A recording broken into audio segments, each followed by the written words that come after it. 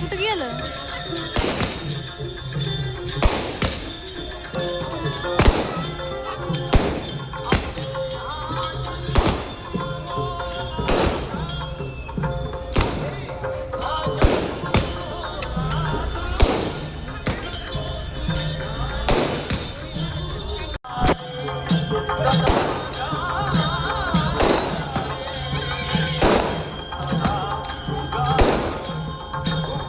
थांबा जरा.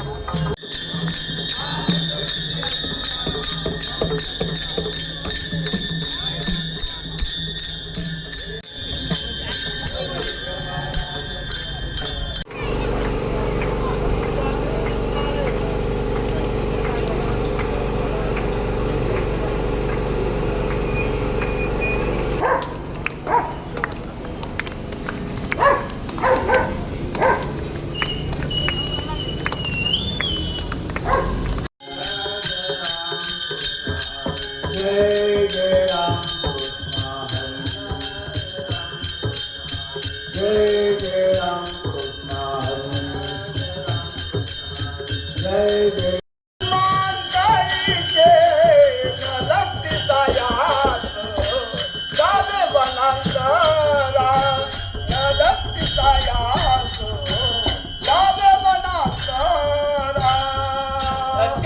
पापे जन्मांतरीचे जळतील पापे जन्मांतरीचे नरतीचा यास जाय वनांतरा नरतीचा यास जाय वनांतरा दुःखे एको घरा नारायण सुखे एको घरा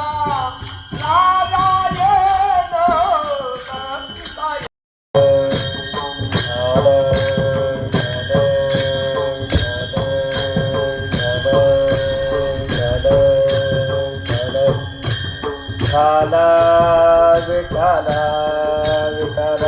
विठाला विठाला विठाला विठाला. हा अभंग तुकाराम महाराजांनी मोठ्या करुणावृत्तीने लिहिलेला आहे बरं का. आता संतांची करुणावृत्ती, त्यांचे आपल्यावर असणार प्रेम, त्यांची दया आपल्याला माहीतच आहे. उदाहरण द्यायचं म्हणाल तर एकनाथ महाराज एके दिवशी नदीकाठी स्नान करायला गेले. स्नान केल्यानंतर ते परत येत असताना एक झाडावर यवन बसला होता. त्या यवनाने एकनाथ महाराजांना पाहिलं आणि त्यांच्या अंगावर तो थुंकल्यानंतर एकनाथ महाराजांनी त्याला काहीच म्हणलं नाही. परत नदीकाठी गेले, स्नान केले आणि परत आले.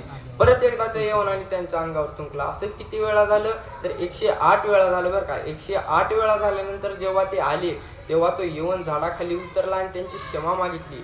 पण एकनाथ महाराजांनी उत्तर काय दिले तर